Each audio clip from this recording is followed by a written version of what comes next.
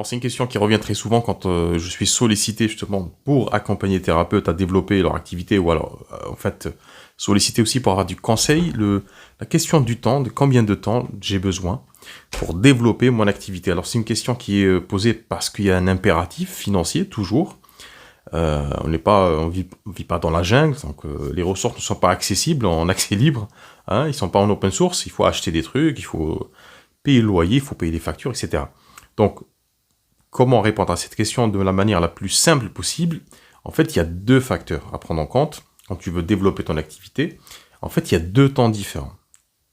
Alors, je sais que ça peut paraître un peu étrange, mais il y a un temps intérieur et un temps extérieur. Le temps intérieur, c'est le temps qui va te permettre d'ancrer en toi, finalement, ta capacité à te développer, à croître, à grandir. Alors, ça peut paraître un peu stupide, un peu bête, mais quand tu y penses, quand on y pense, c'est toujours les blocages qu'on a à l'intérieur, c'est toujours les peurs et les frustrations et les croyances limitantes qu'on a qui nous empêchent d'avancer.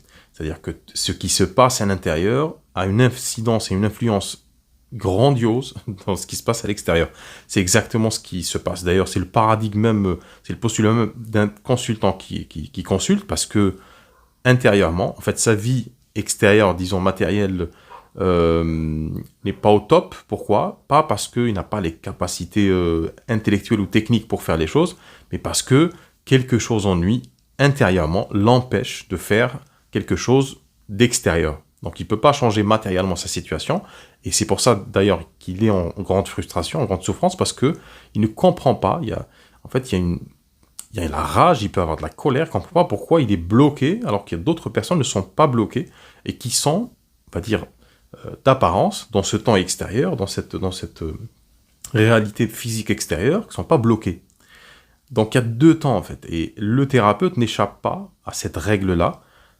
D'ailleurs, le thérapeute est un consultant qui s'ignore, hein, toujours, c'est comme les médecins, hein, ils peuvent tomber malades, c'est comme les cordonniers, ils peuvent avoir des chaussures trouées, ils ont forcément besoin à un moment ou à un autre, soit de changer de chaussures, soit de les réparer, de leur rafistoler. Donc le thérapeute ne déroge pas à la règle si tu veux développer ton activité relativement rapidement, parce que c'est la question qui est sous-entendue, tu dois être conscient que le temps intérieur est plus important que le temps extérieur. C'est-à-dire ce que tu vas travailler sur toi-même, le meilleur d'ailleurs, c'est un conseil qu'on te donne très souvent.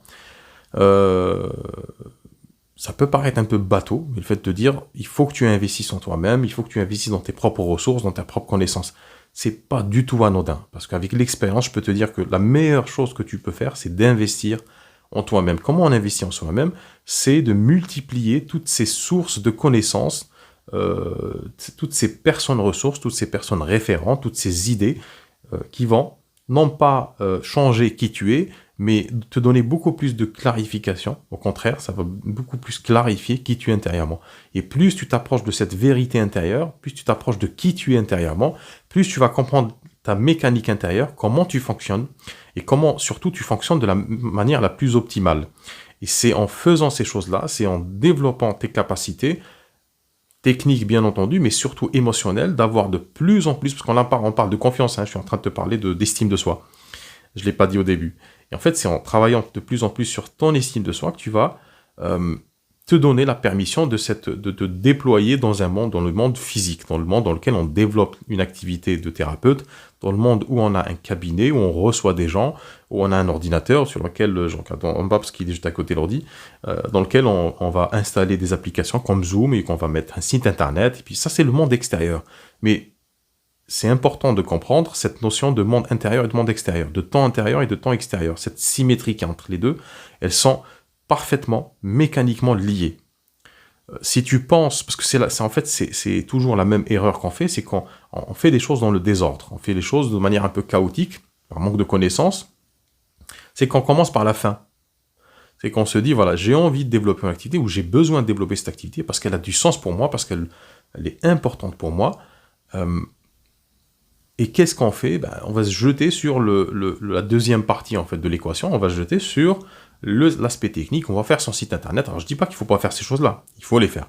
Mais c'est pas une priorité au début. Donc on va se lancer sur la construction de son site internet, d'avoir une page Facebook, de se mettre dans un annuaire, Doctolib RIP, hein, J'ai fait d'ailleurs une vidéo sur Doctolib, sur comment survivre à Doctolib, qui va déférencer dans quelques mois, 5 ou 6 mois, donc quasiment 6000 thérapeutes bien-être. Donc on se jette sur ces annuaires-là, on se jette sur tous ces outils en pensant que c'est le monde extérieur, c'est ces éléments de ce monde extérieur qui vont nous aider à nous développer. Alors c'est une grosse erreur, c'est pas comme ça que ça marche.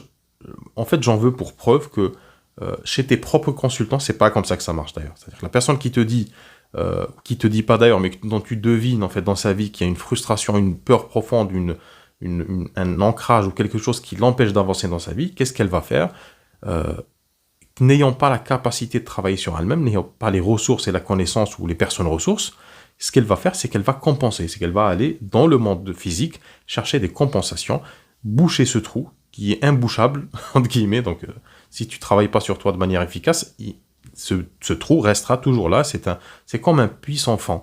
Donc ce que fait cette personne-là, c'est qu'elle va s'adonner à des addictions, elle va compenser avec des comportements, avec des états émotionnels, etc. Et ça ne changera pas dans sa vie. C'est-à-dire que ce n'est pas en multipliant, par exemple, ces actes de possession, ce n'est pas en multipliant les achats ou les acquisitions de certaines choses, de certains comportements, de certains objets, qu'elle va solutionner son problème, qu'elle va retrouver la paix intérieure. C'est le contraire qui se passe d'ailleurs dans cette relation thérapeutique avec ton consultant.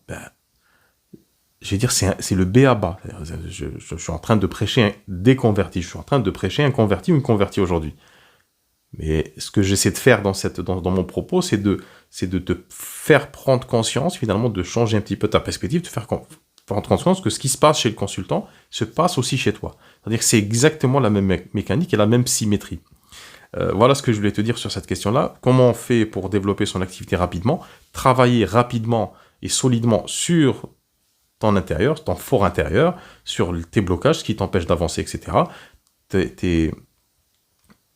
Pas que tes blocages aussi, surtout sur tes capacités naturelles à faire des choses de manière efficace. Cette mécanique du succès que tu as intérieurement, que tu as déjà expérimenté dans pas mal de choses dans ta vie.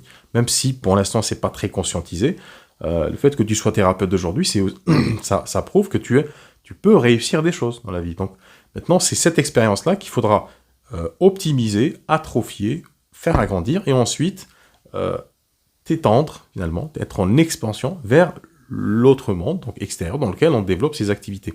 Donc aujourd'hui, si tu as envie de développer ton activité en ayant cette symétrie, je viens de lancer mon programme Symétrie avec S, parce qu'il y a pas mal de symétrie dans ce monde, intérieur et extérieur. C'est un programme qui a pour vocation, qui a pour ambition de remettre de l'ordre, dans ce chaos apparent intérieur, et ensuite apprendre à étendre ce monde intérieur vers le monde extérieur, et à partir de là, on pourra parler de ces outils, et tu vas voir que quand tu vas avoir une clarté intérieure sur qui tu es, ce que tu veux faire et où est-ce que tu veux aller, l'utilisation de ces outils-là va devenir beaucoup plus efficace et beaucoup plus fluide pour toi.